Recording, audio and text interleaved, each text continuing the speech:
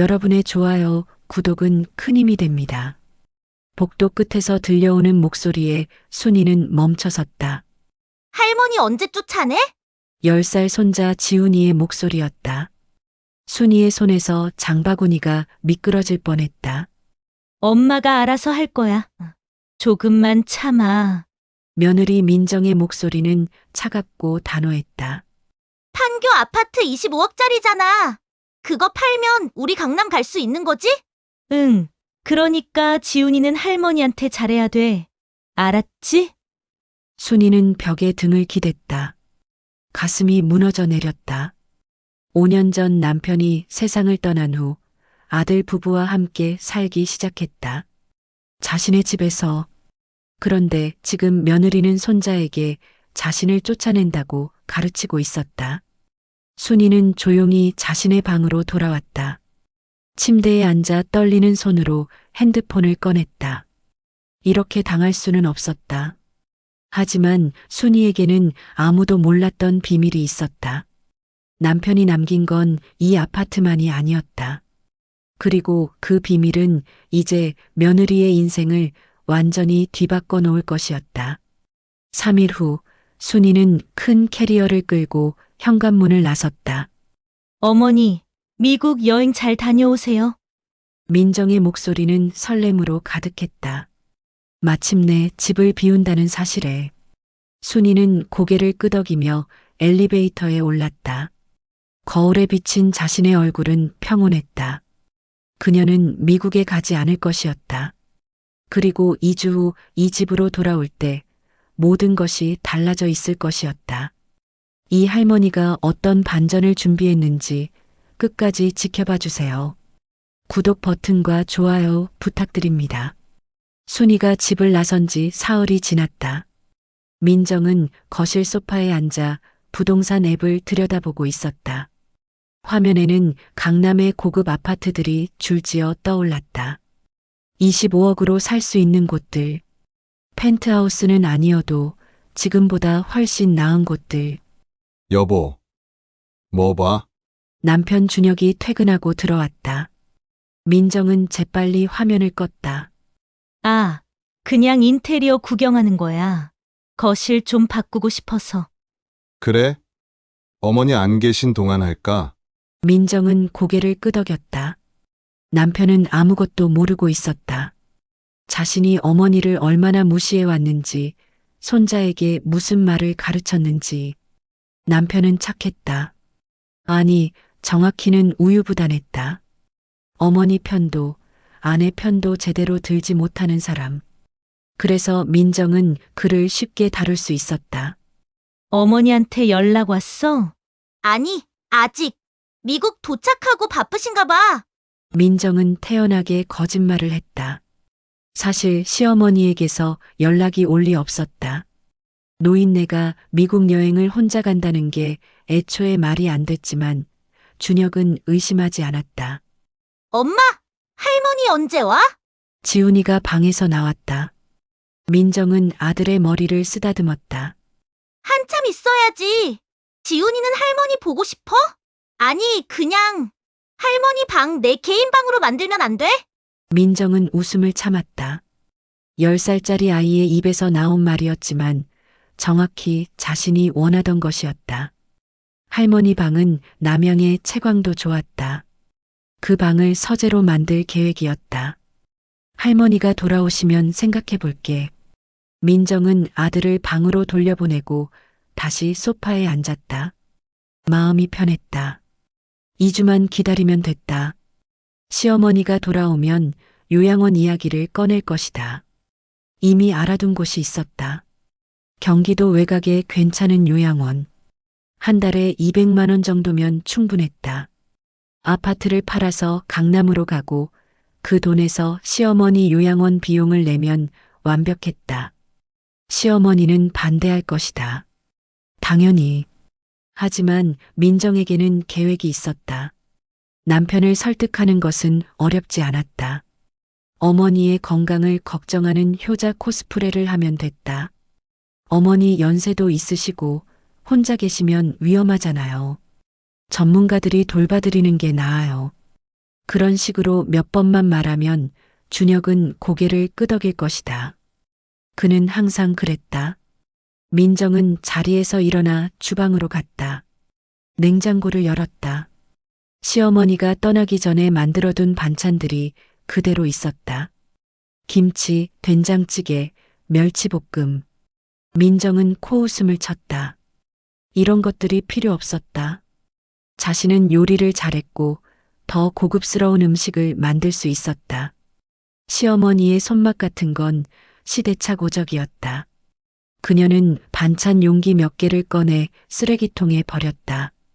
어차피 먹을 사람도 없었다. 민정은 다시 거실로 돌아와 창밖을 내다봤다. 판교의 야경이 펼쳐졌다. 좋은 곳이긴 했지만 강남은 아니었다. 강남에 사는 친구들이 부러웠다. 그들은 명품 가방을 들고 청담동을 걸었고 고급 레스토랑에서 런치를 즐겼다. 민정도 그렇게 살고 싶었다. 그리고 이제 그게 가능해질 것이었다. 그녀는 소파에 몸을 기댔다. 완벽한 계획이었다. 시어머니는 요양원으로, 자신은 강남으로. 아무도 다치지 않는 해피엔딩. 민정은 입가에 미소를 띄었다. 2주만 기다리면 됐다. 단 2주만. 그녀는 몰랐다. 그 2주가 끝났을 때 자신의 인생이 완전히 무너져 내릴 것이라는 사실을. 순이는 지금 미국이 아니었다. 그녀는 서울 강남의 한 고급 법무법인 사무실에 앉아 있었다. 그리고 그녀 앞에는 남편이 남긴 또 다른 유산에 대한 서류들이 펼쳐져 있었다. 판교 아파트는 시작에 불과했다. 순이는 법무법인 대표 변호사 앞에 앉아 있었다. 박순이 여사님, 오랜만입니다. 50대 중반의 변호사 김정우는 공손하게 인사했다.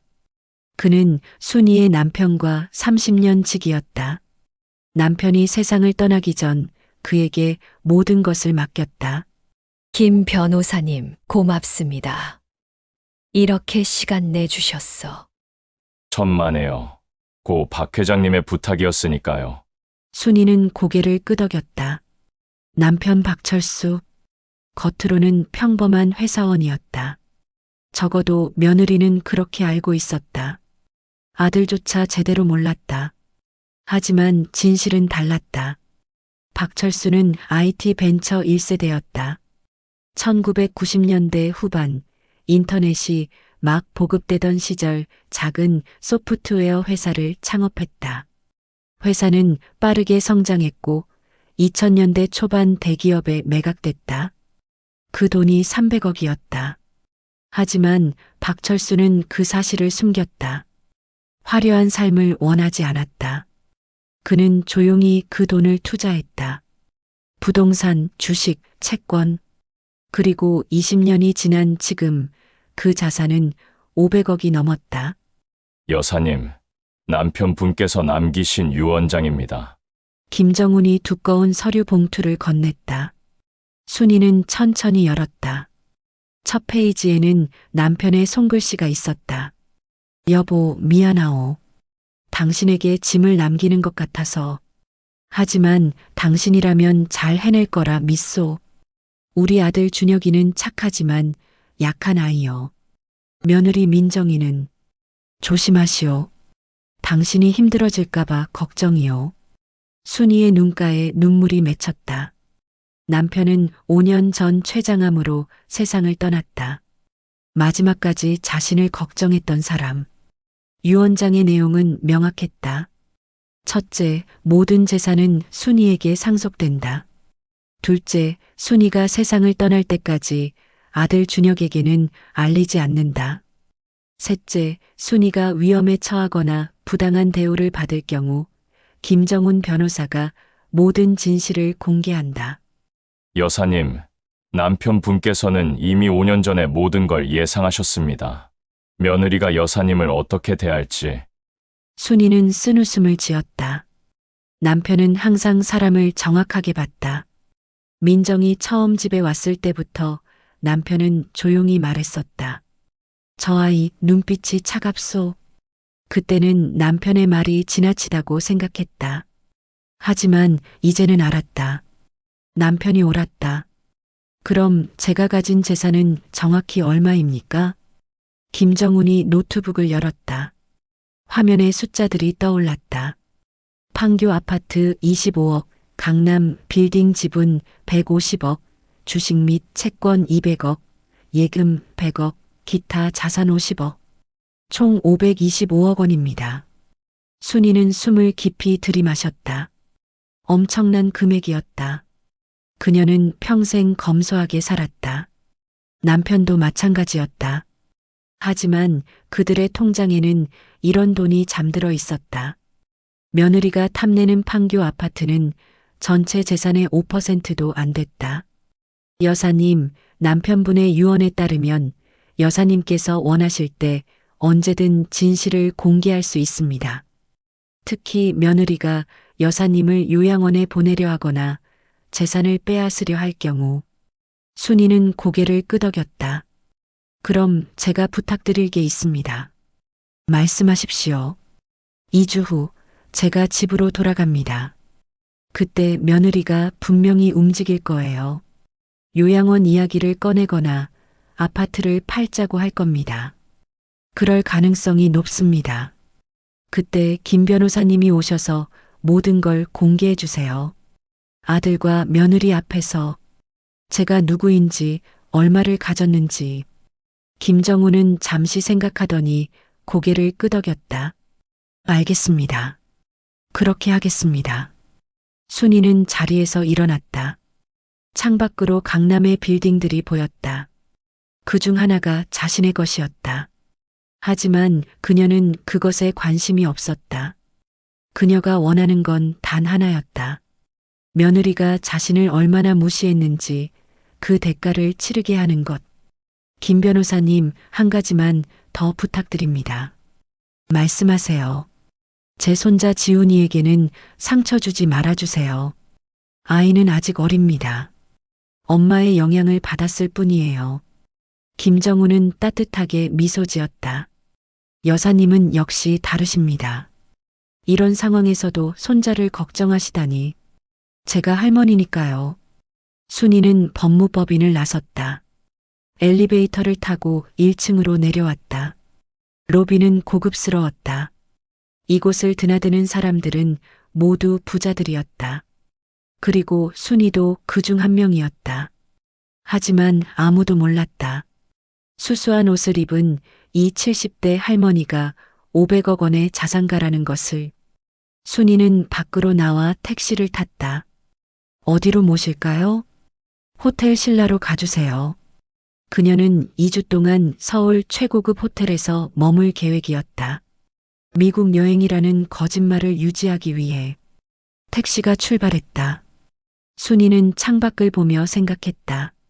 며느리 민정이는 지금쯤 강남 아파트를 구경하고 있을 것이다. 25억으로 살 수 있는 곳들을. 자신이 곧 쫓아낼 시어머니를 생각하며 웃고 있을 것이다. 하지만 2주 후 그 웃음은 사라질 것이었다. 순이는 조용히 미소를 지었다. 참고 또 참았다. 5년 동안 며느리의 무시, 손자의 잔인한 말, 아들의 무관심. 이제 끝이었다. 이제는 진실을 보여줄 시간이었다. 민정은 노트북 앞에 앉아 요양원 홈페이지를 살펴보고 있었다. 실버힐스 요양원 마이너스 어르신의 품격 있는 노후를 책임집니다. 화면에는 깔끔한 시설 사진들이 올라와 있었다. 1인실, 공용식당, 작은 정원. 나쁘지 않았다. 한 달 비용은 180만 원. 민정은 계산기를 두드렸다. 1년이면 2천만 원 조금 넘네. 괜찮아. 그녀는 만족스럽게 고개를 끄덕였다. 판교 아파트를 팔면 25억. 강남에 20억짜리 아파트를 사고 3억은 인테리어와 이사 비용, 나머지 2억으로 시어머니 요양원 비용을 10년은 댈 수 있었다. 완벽한 계획이었다. 민정은 요양원에 전화를 걸었다. 여보세요. 실버힐스 요양원이죠? 입소 상담 받고 싶은데요.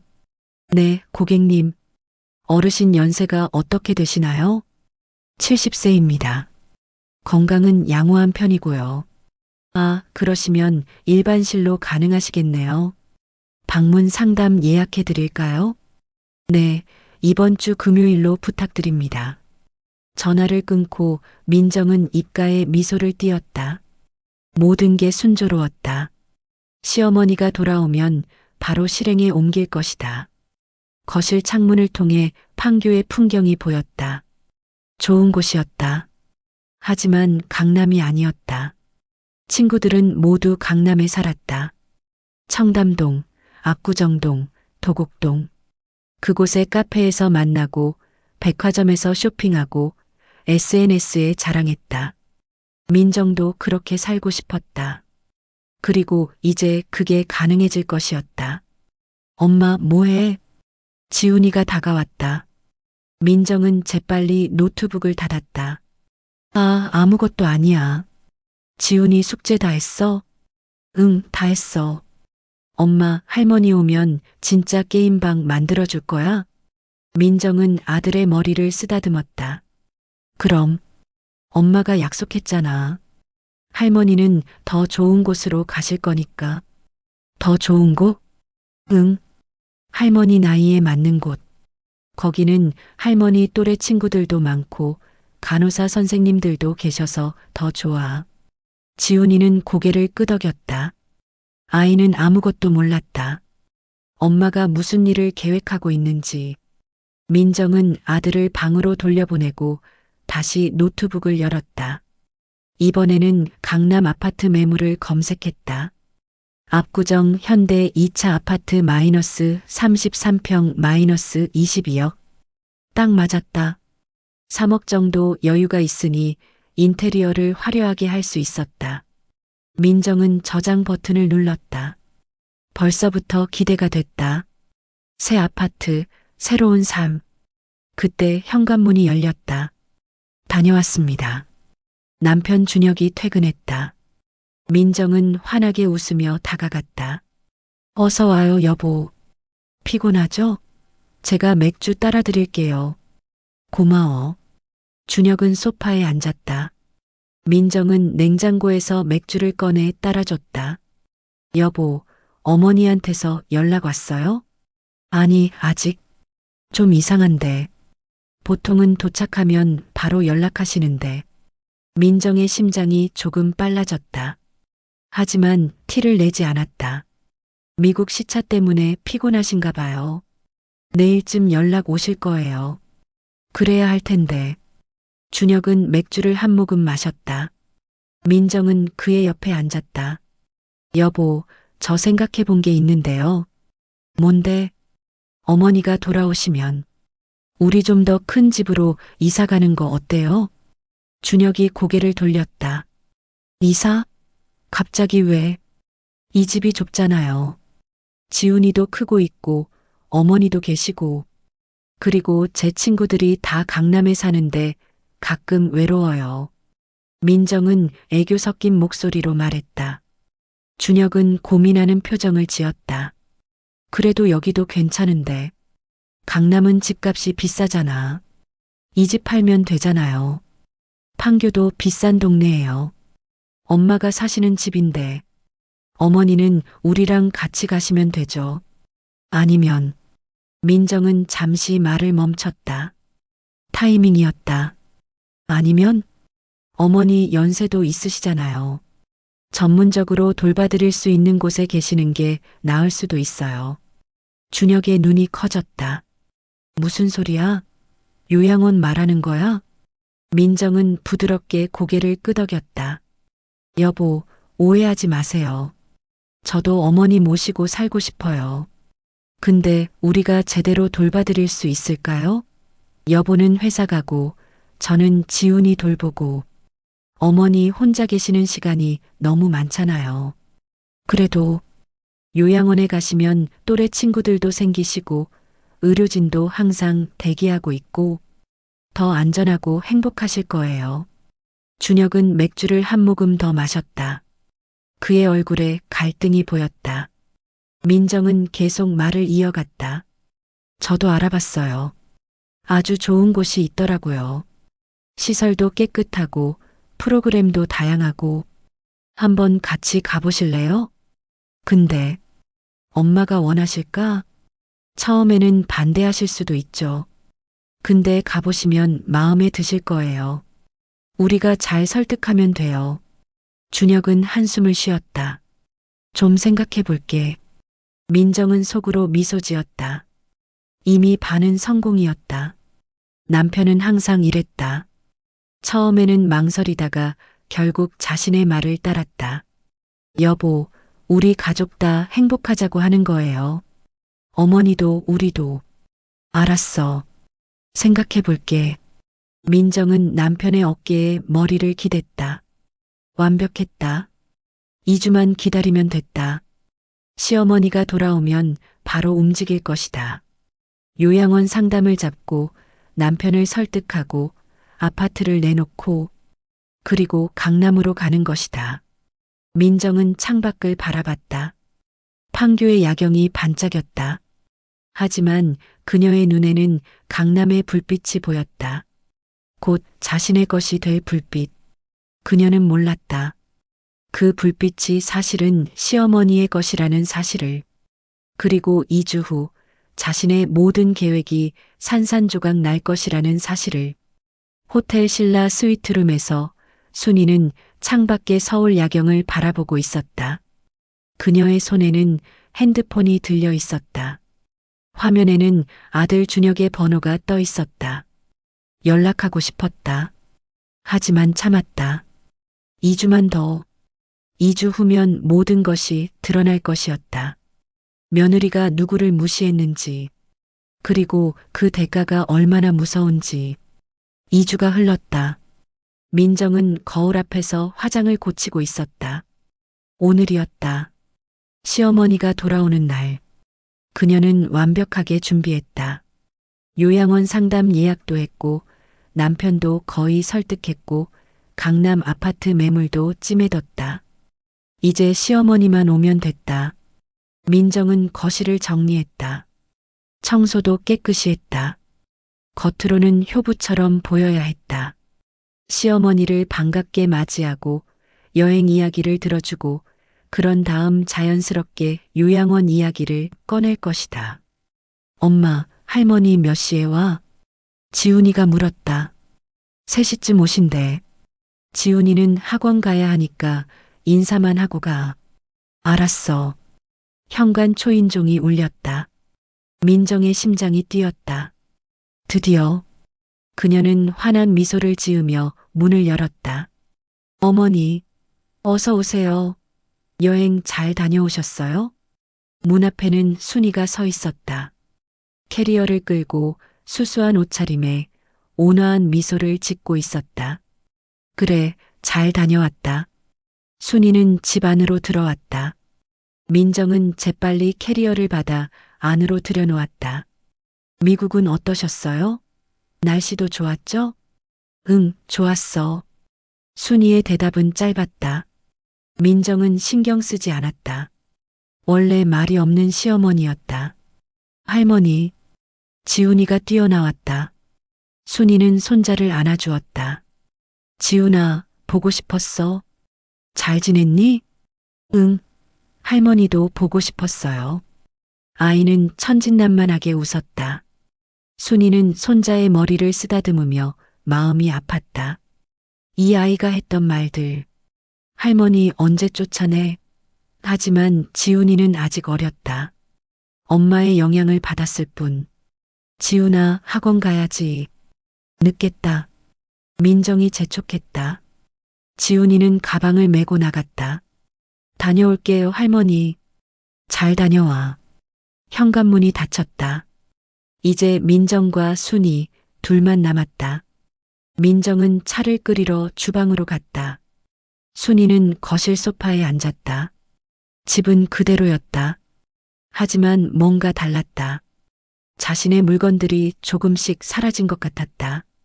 순이는 자신의 방으로 갔다. 문을 열었다. 방은 그대로였다. 하지만 냉장고를 열어봤을 때 만들어뒀던 반찬들은 사라져 있었다. 버려진 것이 분명했다. 순이는 쓴웃음을 지었다. 예상했던 일이었다. 어머니, 차 나왔어요. 민정의 목소리가 들렸다. 순이는 거실로 돌아왔다. 테이블 위에 따뜻한 차가 놓여 있었다. 감사합니다. 순이는 차를 한 모금 마셨다. 민정은 맞은편에 앉았다. 어머니, 2주 동안 혼자 계시니까 좀 외로우셨죠? 괜찮았어. 미국에서 누구 만나고 오셨어요? 순이는 잠시 멈췄다. 그리고 조용히 대답했다. 옛날 친구들. 아, 그러셨구나. 좋으셨겠어요. 민정은 차를 마시며 타이밍을 재고 있었다. 지금이었다. 어머니, 저희가 생각해 본 게 있는데요. 뭔데? 어머니 연세도 이제 70이시잖아요. 그동안 고생 많이 하셨고, 민정은 가짜 걱정스러운 표정을 지었다. 저희가 제대로 모시지 못하는 것 같아서 항상 마음이 무거웠어요. 여보도 회사 가고, 저도 지훈이 돌보느라 바쁘고, 어머니 혼자 계시는 시간이 너무 많으시잖아요. 순이는 조용히 듣고 있었다. 그래서 알아봤는데 아주 좋은 곳이 있더라고요. 어르신들을 전문적으로 모시는 곳이요. 거기는 의료진도 상주하고 프로그램도 다양하고 같은 또래 친구들도 많으시대요. 순이는 차를 내려놓았다. 요양원 말하는 거니? 민정은 당황한 표정을 지었다. 시어머니의 목소리가 평소보다 차가웠다. 아, 그런 이름을 쓰긴 하는데 요즘은 실버타운이라고 해서 되게 좋은 곳이에요. 제가 직접 알아봤거든요. 내가 왜 거기 가야 하는데? 민정은 당황했다. 예상보다 시어머니의 반응이 강했다. 어머니, 오해하지 마세요. 저희가 어머니를 내쫓으려는 게 아니에요. 그냥 어머니 건강과 안전을 생각해서 나는 건강해. 알아요. 근데 만약에 무슨 일이 생기면 어쩌려고요?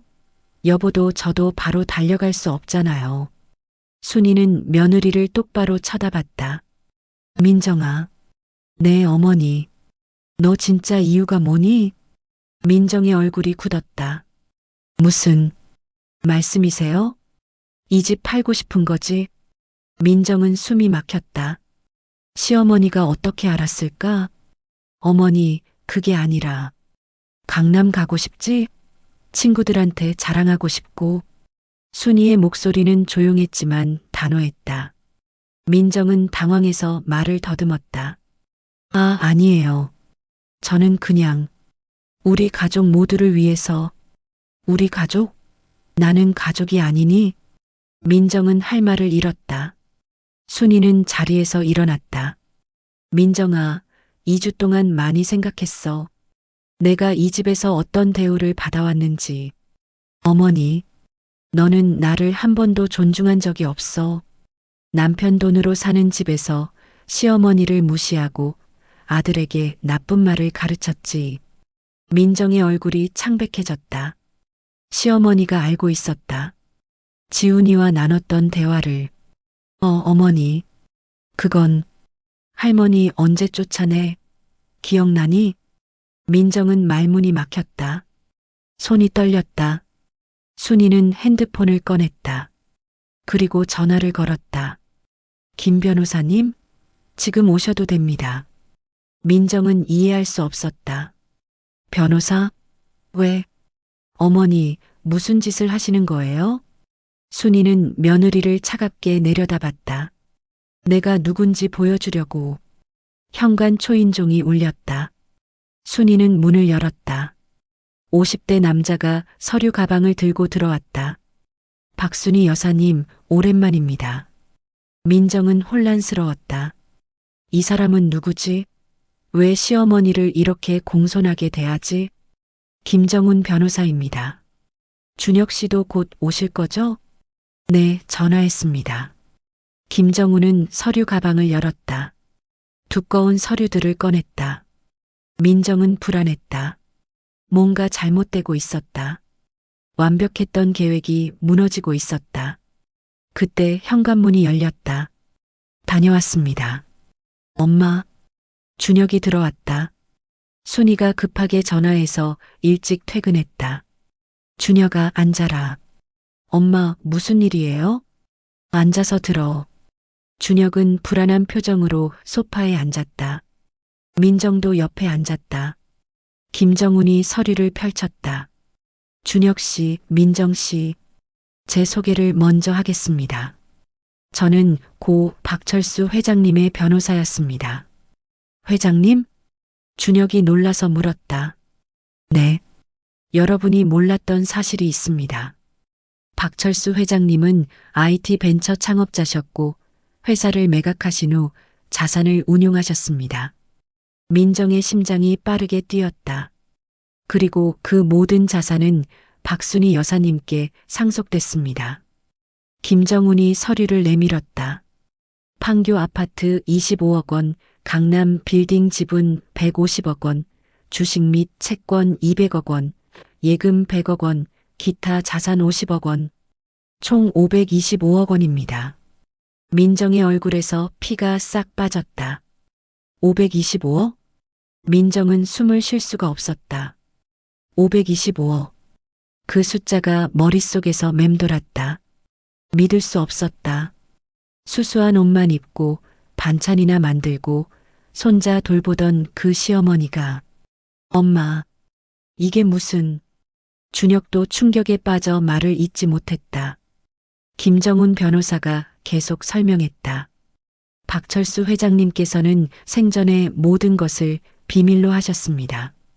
검소하게 사시며 자산을 불려오셨죠. 그리고 5년 전 돌아가시기 전 모든 재산을 부인 박순희 여사님께 상속하셨습니다. 변호사는 서류를 하나씩 넘겼다. 이것이 부동산 등기부등본입니다. 판교 아파트는 물론이고 강남 테헤란로에 있는 12층짜리 상업용 빌딩의 지분 60%를 보유하고 계십니다. 민정의 손이 떨렸다. 강남 빌딩, 테헤란로, 그리고 이것은 증권 계좌입니다. 삼성전자, 네이버, 카카오 등 대형주를 비롯해 총 200억 원 상당의 주식을 보유하고 계십니다. 준혁이 서류를 집어들었다. 그의 손도 떨리고 있었다. 엄마, 이게 진짜예요? 순이는 조용히 고개를 끄덕였다. 하지만 그녀의 표정은 온화하지 않았다. 차갑고 단호했다. 그래, 너희 아버지가 남긴 거다. 그런데 너희는 이 사실을 몰랐지. 왜 말씀 안 하셨어요? 순이는 아들을 똑바로 쳐다봤다. 너희 아버지 유언이었어. 내가 어떤 대우를 받는지 지켜보라고. 그리고 만약 부당한 일이 생기면 그때 진실을 밝히라고. 준혁은 고개를 숙였다. 민정은 창백한 얼굴로 멍하니 앉아 있었다. 김정훈이 또 다른 서류를 꺼냈다. 그리고 박철수 회장님께서는 몇 가지 조건을 남기셨습니다. 조건이요? 준혁이 떨리는 목소리로 물었다. 첫째, 만약 박순희 여사님께서 부당한 대우를 받을 경우 아들 준혁 씨는 상속에서 제외됩니다. 뭐라고요? 준혁의 얼굴이 새하얗게 변했다. 둘째, 며느리 강민정 씨가 여사님을 요양원에 보내거나 재산을 빼앗으려 시도할 경우 법적 조치를 취합니다. 민정이 벌떡 일어났다. 저는 그럴 생각이... 앉아. 순이의 차갑고 낮은 목소리가 울려 퍼졌다. 민정은 다리에 힘이 풀려 다시 주저앉았다. 순이는 자리에서 일어나 거실을 천천히 걸었다. 민정아, 너 나한테 한 짓 기억나니? 민정은 고개를 들지 못했다. 5년이야. 5년 동안 나는 이 집에서 투명인간이었어. 너는 나를 한 번도 사람으로 본 적이 없지. 순이는 멈춰서서 창밖을 바라봤다. 내가 만든 음식은 쓰레기통에 버렸어. 내 반찬 용기들, 냉장고에서 다 사라졌더라. 2주 전에 확인했거든.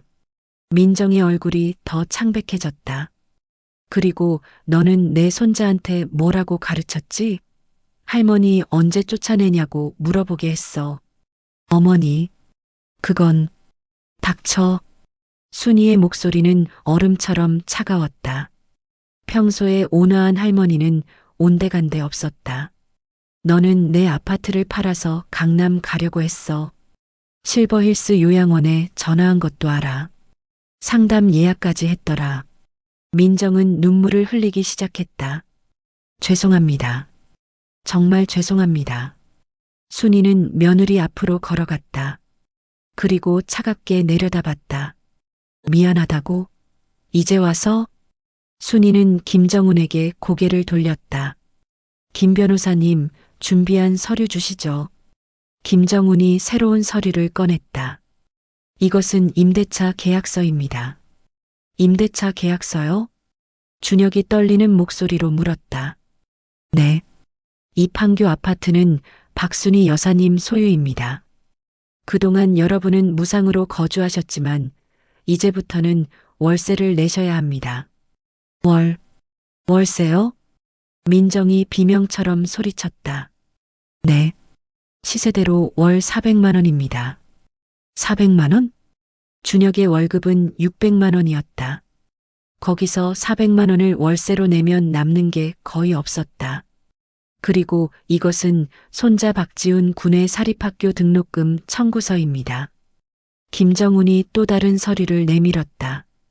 그동안 여사님께서 손자 학비와 학원비를 모두 부담하셨습니다.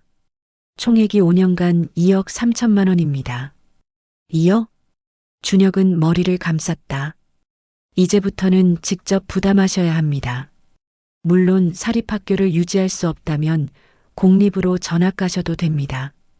민정이 울먹이며 말했다. 어머니, 제발, 우리가 잘못했어요. 제발 용서해 주세요. 순이는 차갑게 웃었다. 용서? 너는 나를 쫓아낼 생각을 했어. 요양원에 처박으려고 했지. 내 집을 팔아서 너희 배를 불리려고 했고, 저는 몰랐어요. 어머니가 이렇게 많은 돈을 가지신 줄. 그게 중요해? 내가 가난했으면 함부로 대해도 되는 거야? 민정은 대답하지 못했다. 순이는 아들을 바라봤다. 준혁아. 네. 엄마. 너는 더 실망이야. 준혁은 고개를 들지 못했다. 너는 내 아들이야. 내가 너를 낳아서 키웠어. 그런데 너는 5년 동안 단 한 번도 내 아내가 나한테 어떻게 하는지 신경 쓰지 않았어. 죄송합니다. 아내가 나를 무시해도 손자가 나쁜 말을 배워도 너는 모른 척했지. 회사 일이 바빠서, 아내 눈치가 보여서. 준혁의 눈에서 눈물이 흘렀다. 순이는 창밖을 바라봤다. 나는 너희한테 기회를 줬어. 5년이라는 시간을. 그 시간 동안 단 한 번이라도 진심으로 날 대했다면 이렇게 안 했을 거야. 김정훈이 마지막 서류를 꺼냈다. 그리고 이것은 유언장 수정본입니다. 박순희 여사님께서 돌아가실 경우 모든 재산은 손자 박지훈 군에게 신탁 형태로 상속됩니다. 단 지훈 군이 25세가 될 때까지는 제3자 재단에서 관리합니다. 그럼 저희는? 준혁이 떨리는 목소리로 물었다. 여러분은 한 푼도 받지 못합니다. 박철수 회장님의 유언이었습니다. 만약 아들과 며느리가 부인을 제대로 모시지 않으면 상속에서 완전히 배제하라고요. 거실에 침묵이 흘렀다. 민정은 바닥에 주저앉아 흐느꼈다. 준혁은 소파에 앉아 멍하니 있었다. 순이는 두 사람을 내려다봤다. 너희는 선택할 수 있어. 선택이요? 첫째, 이 집에서 나가. 당장 너희 돈으로 살 수 있는 곳을 찾아. 월세든 전세든. 준혁과 민정은 서로를 쳐다봤다. 둘째, 이 집에 남대 내 말대로 살아. 월세 400만 원 꼬박꼬박 내고 나한테 제대로 예의 갖추고 지훈이 교육 제대로 시켜. 민정이 고개를 들었다. 저희는 남겠습니다. 제발, 한 번만 더 기회를 주세요. 순이는 차갑게 웃었다. 기회? 5년이 기회였어. 이제는 대가를 치를 시간이야. 그녀는 김정훈에게 고개를 끄덕였다. 계약서에 사인 받아주세요. 준혁과 민정은 떨리는 손으로 펜을 들었다. 임대차 계약서에 이름을 썼다. 그리고 하나 더. 순이가 말했다. 뭐? 뭔데요? 민정이 떨리는 목소리로 물었다. 너는 내일부터 집안일을 다 해. 청소, 빨래, 요리. 전부.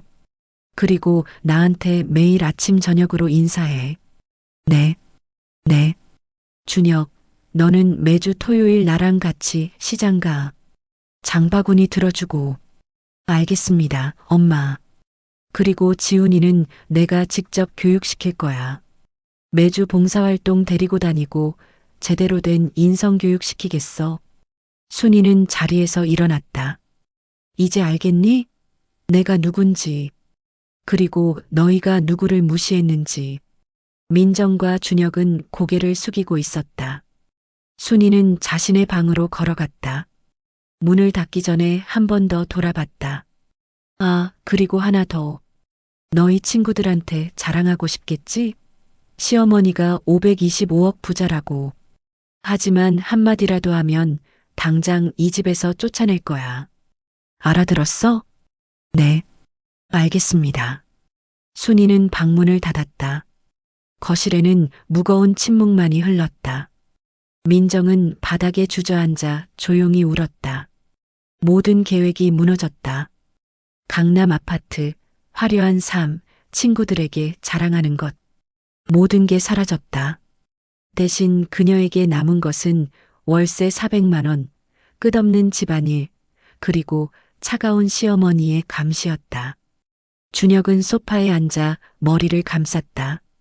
김정훈이 서류 가방을 챙기며 말했다. 잘 생각하셨습니다. 앞으로 1년간 이 상태를 지켜보시고 만약 두 분이 진심으로 변한다면 그때 다시 논의하시면 됩니다. 감사합니다, 변호사님. 순이의 목소리가 방 안에서 들려왔다. 김정훈은 고개를 숙이고 나갔다. 현관문이 닫히자 민정이 남편을 바라봤다. 여보, 우리 어떻게? 준혁은 대답하지 않았다. 그도 막막했다. 그들은 몰랐다. 이제 시작이라는 것을.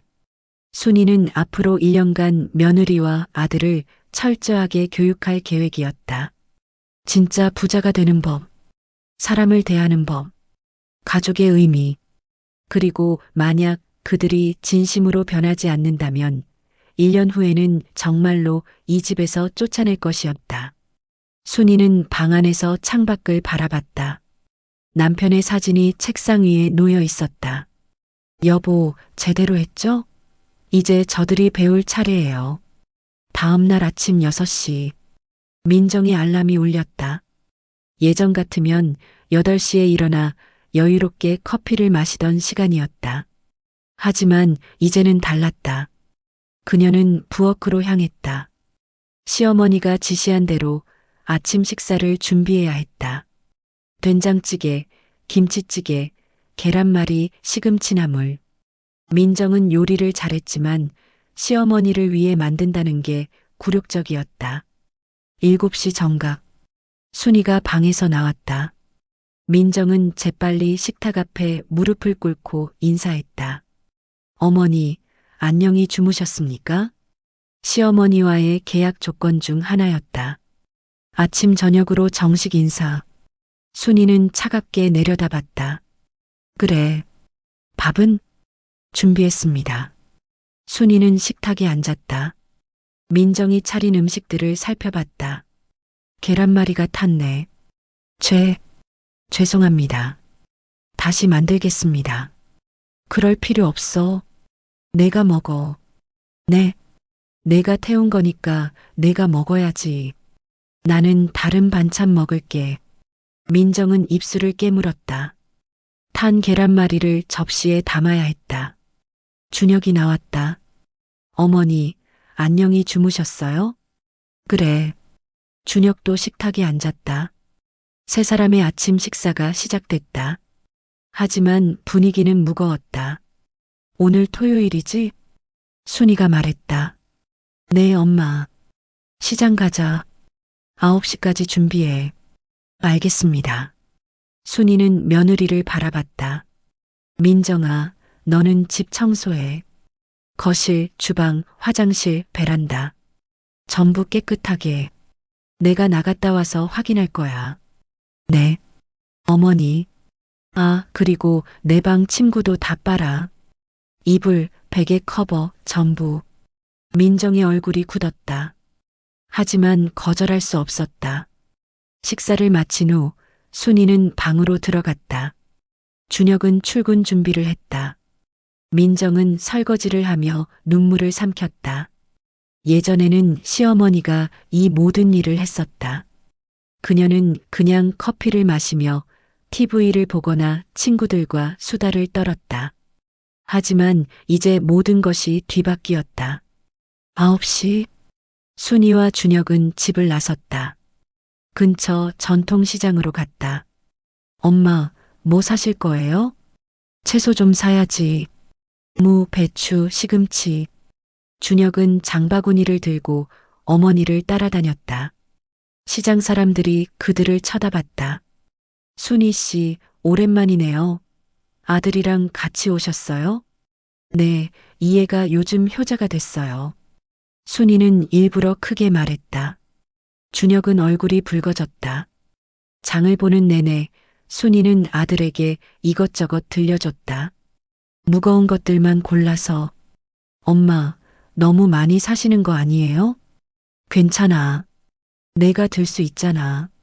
준혁은 땀을 흘리며 무거운 장바구니들을 들고 다녔다. 예전 같으면 택시를 타고 편하게 갔을 텐데 순이는 걸어가자고 했다. 운동 좀 해야지. 너 요즘 배 나왔더라. 준혁은 아무 말도 못했다. 집에 돌아오니 민정은 청소를 끝낸 상태였다. 온몸이 땀으로 젖어 있었다. 순이는 집안을 꼼꼼히 확인했다. 화장실 거울에 물때 남았네. 죄송합니다. 다시 닦겠습니다. 그래, 다시 해. 민정은 화장실로 들어가 다시 청소를 시작했다. 눈물이 났지만 참았다. 오후 2시, 순이는 지훈이를 데리고 나갔다. 약속된 봉사활동이었다. 할머니, 우리 어디 가요? 요양원이야. 거기 계신 할아버지 할머니들 도와드리는 거야. 저 하기 싫은데요. 순이는 손자를 똑바로 쳐다봤다. 지훈아, 내가 할머니한테 뭐라고 했는지 기억나니? 지훈이는 고개를 숙였다. 할머니 언제 쫓아내냐고 물어봤지. 그게 얼마나 나쁜 말인지 아니? 죄송해요.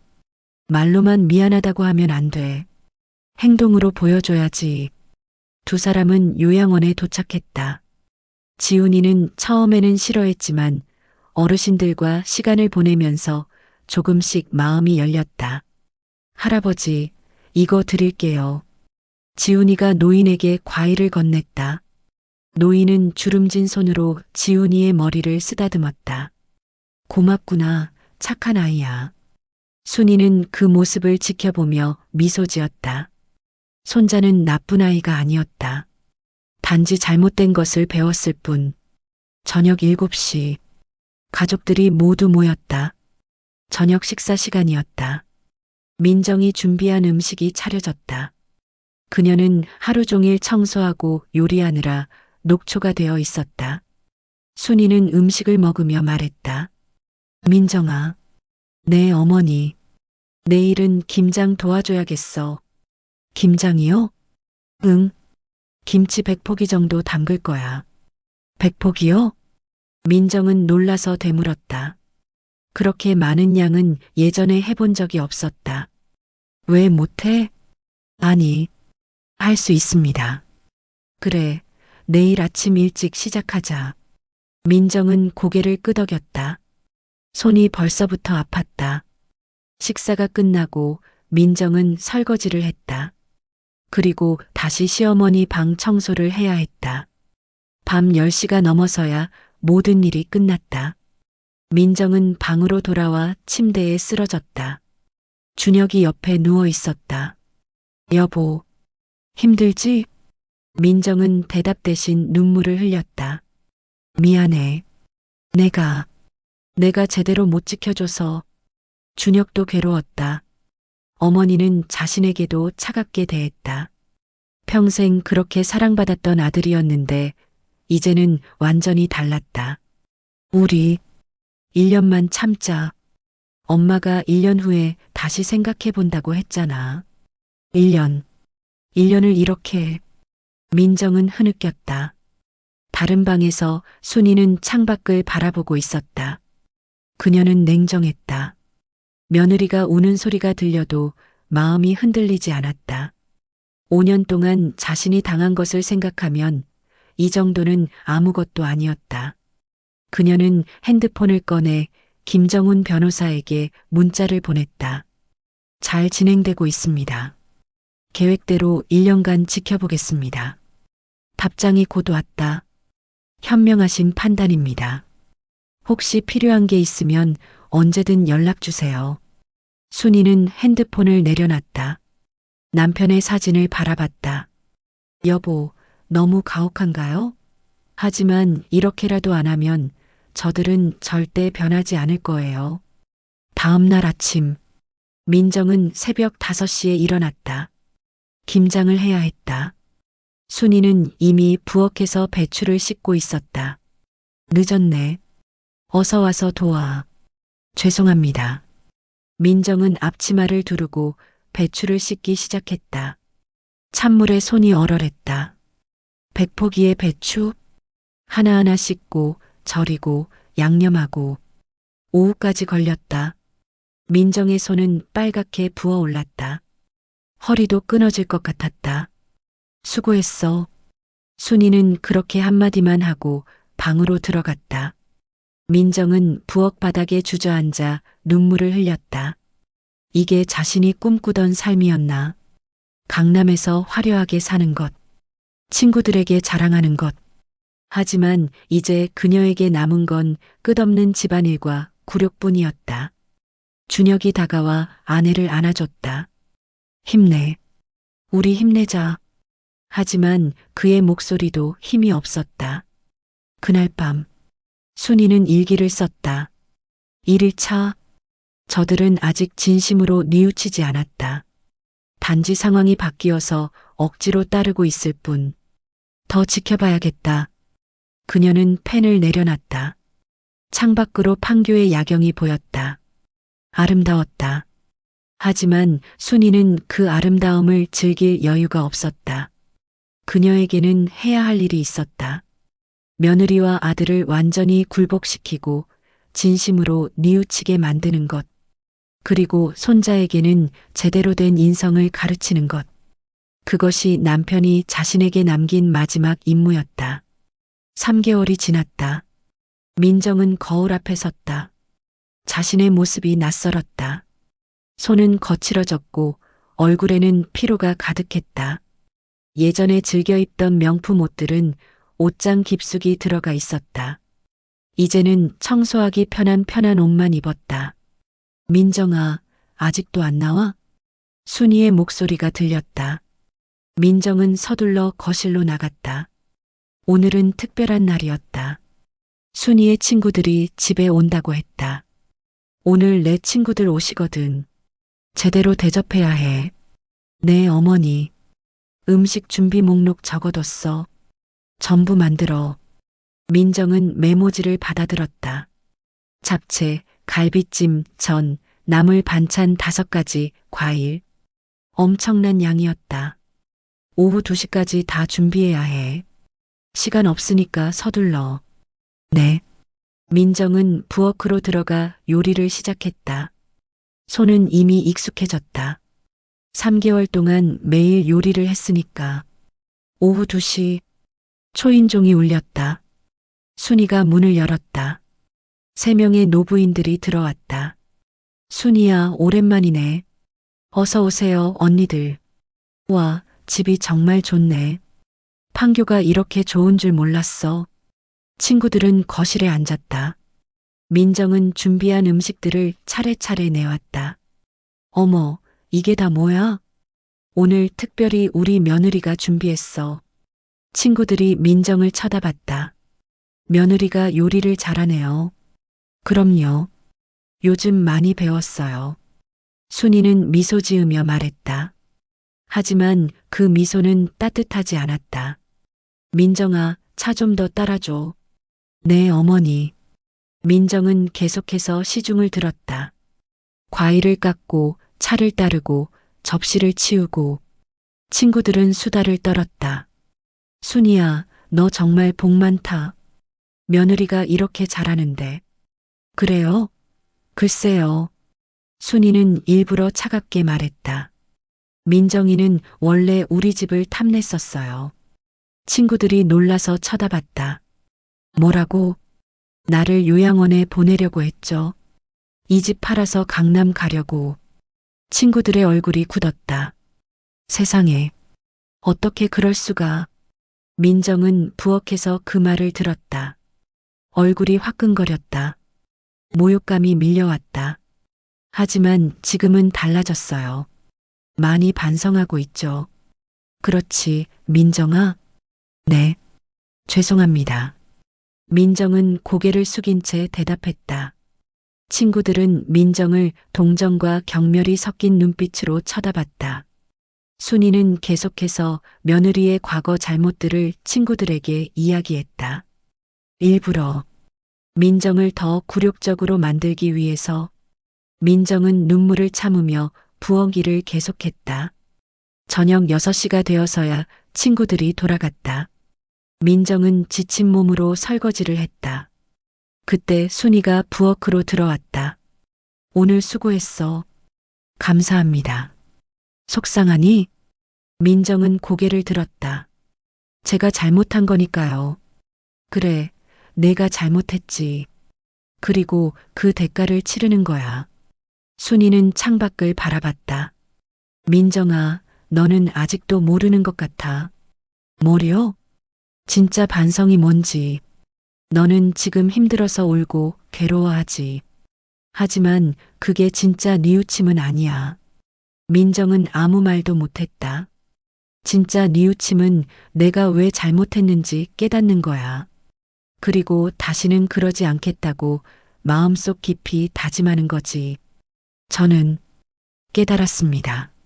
정말? 순이는 며느리를 똑바로 쳐다봤다. 그럼 물어볼게. 만약 내가 지금도 가난했다면? 525억이 아니라 0원이었다면? 너는 나를 어떻게 했을 것 같아? 민정은 대답하지 못했다. 못 대답하는 거 보니 아직 멀었네. 순이는 부엌을 나갔다. 민정은 그 자리에 서서 눈물을 흘렸다. 시어머니 말이 맞았다. 자신은 아직도 돈 때문에 굴복한 것뿐이었다. 진심으로 잘못을 깨닫지 못했다. 같은 시간, 준혁은 회사에서 힘든 하루를 보내고 있었다. 박 부장님, 이번 프로젝트 어떻게 되고 있어요? 상사가 물었다. 아, 네, 진행 중입니다. 표정이 안 좋아 보이는데 집에 무슨 일 있어요? 아니, 아닙니다. 준혁은 거짓말을 했다. 집 이야기를 할 수 없었다. 월급 600만 원 중 400만 원은 어머니께 월세로 내야 했다. 남은 200만 원으로 생활비, 교통비, 지훈이 학비까지 감당해야 했다. 빚을 내야 할 판이었다. 점심시간. 준혁은 회사 근처 저렴한 식당에서 혼자 밥을 먹었다. 예전에는 동료들과 고급 레스토랑에 갔었다. 핸드폰이 울렸다. 민정이었다. 여보. 응, 왜? 오늘 너무 힘들어. 민정의 목소리는 울먹이고 있었다. 조금만 참아. 9개월만 더 버티면 돼. 9개월. 9개월을. 우리가 잘못한 거잖아. 엄마한테. 나도 알아. 근데 이렇게까지 해야 해? 준혁은 한숨을 쉬었다. 나도 모르겠어. 그냥 버티는 수밖에. 전화를 끊고 준혁은 텅 빈 식당을 바라봤다. 자신도 괴로웠다. 평생 사랑받던 아들이었는데 이제는 어머니에게 무시당하고 있었다. 하지만 어쩔 수 없었다. 자신이 5년 동안 아내가 어머니를 어떻게 대하는지 방관했으니까. 그날 저녁, 지훈이가 방에서 울고 있었다. 순이가 문을 열고 들어갔다. 지훈아, 왜 우니? 할머니, 학교에서 애들이 절 놀렸어요. 왜? 제가 요양원 봉사 다닌다고. 그거 가난한 애들이나 하는 거래요. 순이는 손자 옆에 앉았다. 지훈아, 봉사활동이 왜 가난한 애들이나 하는 거지? 애들이 그렇게 말했어요. 그 애들 부모는 뭐 하시는데? 대기업 다니고, 의사도 있고. 순이는 손자의 머리를 쓰다듬었다. 지훈아, 진짜 부자가 뭔지 아니? 돈 많은 사람이요? 아니야. 진짜 부자는 다른 사람을 도울 줄 아는 사람이야. 지훈이는 고개를 갸우뚱했다. 할머니는 525억이 있어. 그 애들 부모보다 훨씬 많지. 근데 할머니는 봉사활동을 해. 왜 그럴까? 왜요? 돈이 많을수록 더 많이 나눠야 하니까. 지훈이는 할머니를 올려다봤다. 할머니, 저는 할머니한테 나쁜 말 했어요. 죄송해요. 지훈이는 드디어 진심으로 사과했다. 순이는 손자를 안아주었다. 괜찮아. 이제 알았으니까. 앞으로 착한 아이가 되면 돼. 네. 그날 밤, 순이는 일기를 썼다. 90일 차. 손자는 조금씩 변하고 있다. 하지만 며느리와 아들은 아직도 돈 때문에 굴복했을 뿐 진심은 아니다. 더 시간이 필요하다. 그녀는 창밖을 바라봤다. 며느리 방에서는 흐느끼는 소리가 들렸다. 순이는 마음이 흔들리지 않았다. 5년 동안 자신이 당한 모욕, 무시, 무관심. 그것을 생각하면 이 정도는 아무것도 아니었다. 그녀는 잠자리에 들었다. 내일도 며느리를 더 단련시킬 계획이었다. 진짜 뉘우침을 얻을 때까지. 1년이 지났다. 오늘은 그날이었다. 순이가 약속한 1년. 그리고 최종 판단을 내릴 날. 민정은 새벽부터 일어나 집안을 정리했다. 손은 이제 완전히 거칠어졌고 얼굴의 화장기는 사라진 지 오래였다. 하지만 변한 건 겉모습만이 아니었다. 그녀는 거울을 보며 생각했다. 1년 전의 자신과 지금의 자신.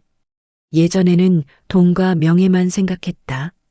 시어머니는 그저 없애야 할 장애물이었다. 하지만 이제는 달랐다. 매일 청소하고 요리하고 시중을 들면서 깨달았다. 순이가 5년 동안 이 모든 일을 혼자 해왔다는 것을, 그리고 자신이 그것을 당연하게 여겼다는 것을. 민정아. 순이의 목소리가 들렸다. 네, 어머니. 민정은 거실로 나갔다. 순이가 소파에 앉아 있었다. 김정훈 변호사도 와 있었다. 앉아. 민정은 조심스럽게 앉았다. 준혁도 출근하지 않고 옆에 앉았다. 1년이 됐네. 순이가 말했다. 네. 어머니, 이제 내가 결정을 내릴 시간이야. 너희가 진짜 변했는지 아니면 그냥 돈 때문에 참았는지. 민정과 준혁은 긴장했다. 김정훈이 서류를 꺼냈다. 2가지 선택지가 있습니다. 민정은 숨을 죽였다. 첫째, 만약 여사님께서 2분이 진심으로 변하지 않았다고 판단하시면 오늘 이 집에서 나가셔야 합니다. 모든 재산 상속권도 포기하시고요. 둘째는요? 준혁이 떨리는 목소리로 물었다. 둘째, 만약 여사님께서 2분의 변화를 인정하시면 새로운 가족 관계를 시작할 수 있습니다. 순이는 2 사람을 번갈아 쳐다봤다. 민정아, 너한테 물어볼게. 네, 어머니. 이 1년 동안 힘들었지? 민정의 눈에 눈물이 맺혔다. 네, 정말 힘들었습니다. 그럼 나를 원망했니? 민정은 잠시 망설였다. 그리고 솔직하게 대답했다. 처음에는 원망했습니다. 왜 이렇게까지 하시나 싶었어요. 그래서, 하지만, 시간이 지나면서 깨달았습니다.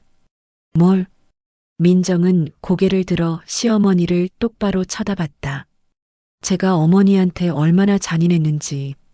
5년 동안 어머니가 이 모든 일을 혼자 하셨는데 저는 그걸 당연하게 여겼어요. 아니, 당연하게 여긴 정도가 아니라 무시했죠. 순이는 말없이 듣고 있었다. 저는 어머니를 사람으로 보지 않았어요. 그냥 집에 있는 가구처럼 있어도 그만 없어도 그만인 존재로 봤어요. 아니, 오히려 없어졌으면 좋겠다고 생각했죠. 민정의 목소리가 떨렸다. 제가 만든 음식을 버리고 제 반찬을 쓰레기통에 던지고 손자한테 저를 쫓아내라고 가르쳤어요. 그게 얼마나 잔인한 짓인지 이제야 알았습니다. 민정은 소파에서 일어나 바닥에 무릎을 꿇었다. 어머니, 진심으로 사과드립니다. 돈 때문이 아니라 정말로 제가 잘못했습니다. 순이는 며느리를 내려다봤다. 정말 그렇게 생각해? 네. 만약 어머니께서 오늘 저희를 쫓아내신다고 해도 할 말이 없습니다. 그게 제가 받아야 할 뻘이니까요. 순이는 아들을 쳐다봤다. 준혁아, 너는? 준혁도 자리에서 일어나 어머니 앞에 무릎을 꿇었다. 엄마, 저도 잘못했습니다. 저는 엄마가 제일 소중한 사람인데 5년 동안 방관했어요. 아내가 엄마한테 어떻게 하는지 알면서도 모른 척했죠. 준혁의 눈에서 눈물이 흘렀다. 저는 겁쟁이였어요.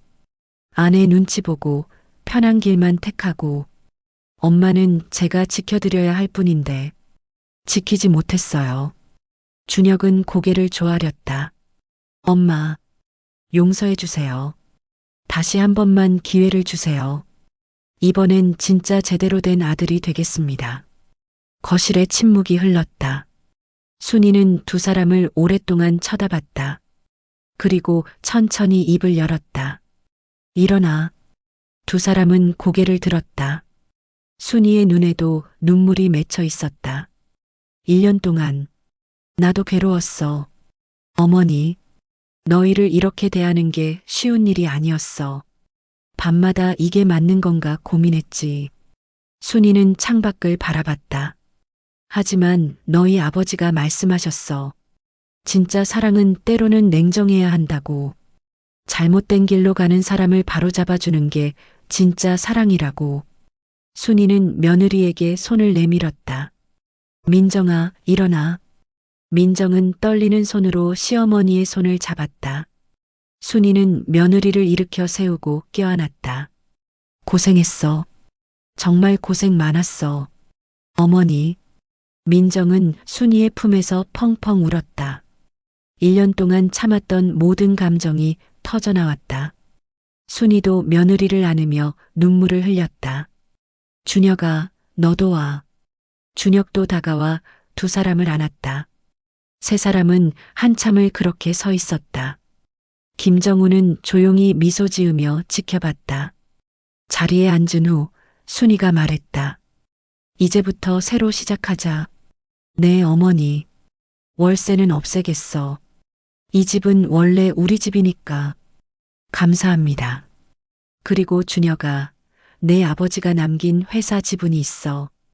그걸 너한테 줄게. 배당금만으로도 1년에 5억은 될 거야. 준혁은 놀라서 어머니를 쳐다봤다. 엄마, 하지만 조건이 있어. 말씀하세요. 그 돈으로 착하게 살아. 기부도 하고 어려운 사람 도와주고. 그게 내 아버지가 원하시던 거야. 네, 꼭 그렇게 하겠습니다. 순이는 며느리를 쳐다봤다. 민정아, 너는 이제 집안일 안 해도 돼. 네, 우리 가사도우미 고용하자.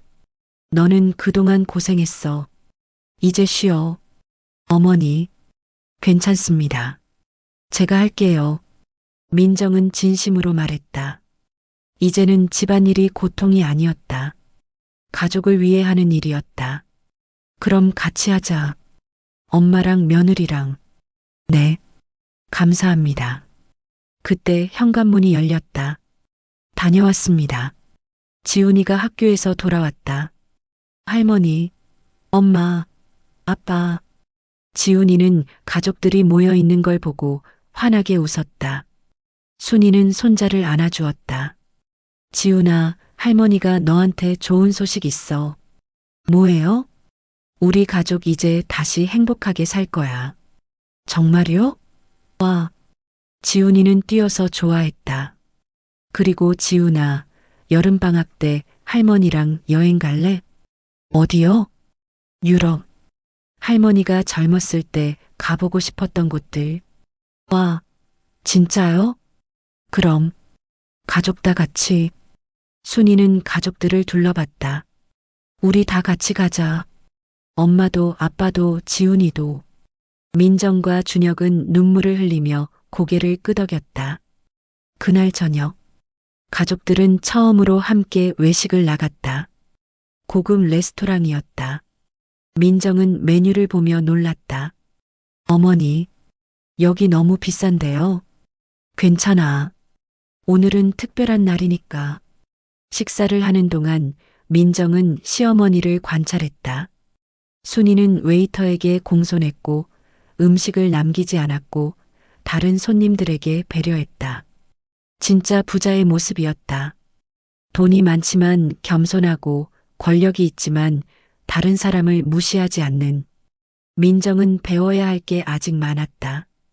집으로 돌아오는 차 안에서 지훈이가 졸고 있었다. 순이가 조용히 말했다. 민정아, 네 어머니. 너 친구들한테 연락해봐. 오랜만에 만나서 차라도 마셔. 아, 괜찮습니다. 그 친구들이랑은. 왜? 부끄러워? 아니, 그게 아니라. 민정은 말을 흐렸다. 사실 친구들을 만나기가 두려웠다. 1년 동안 연락도 안 했고 자신의 처지가 창피했다. 민정아, 이제 당당해져도 돼. 네. 너는 1년 동안 정말 많이 변했어. 그게 자랑스러운 거야. 순이는 며느리의 손을 잡았다. 돈 많은 게 자랑이 아니야. 사람이 되는 게 자랑이지. 민정은 눈물을 닦았다. 감사합니다, 어머니. 집에 도착해서 순이는 자신의 방으로 갔다. 남편의 사진을 꺼내 들었다. 여보, 봤어요? 우리 가족 이제 괜찮아요. 당신이 원하시던 대로 됐어요. 순이는 사진에 입 맞췄다. 고마워요. 나한테 이 시간을 주셔서, 그리고 저들을 바꿀 수 있는 기회를 주셔서. 그날 밤 순이는 평온하게 잠들었다. 1년간의 긴 전쟁이 끝났다. 그리고 진짜 가족이 시작됐다. 민정은 자신의 방에서 일기를 썼다. 오늘 드디어 끝났다.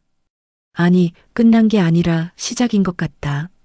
진짜 며느리로, 진짜 가족으로 사는 시작. 어머니께 너무 감사하다. 저를 버리지 않으시고 바꿔주셔서 앞으로 평생 잘 모실 것이다. 돈 때문이 아니라 진심으로. 여러분, 긴 이야기 끝까지 봐주셔서 감사합니다. 1년간의 냉정한 응징 끝에 드디어 진짜 가족이 됐습니다.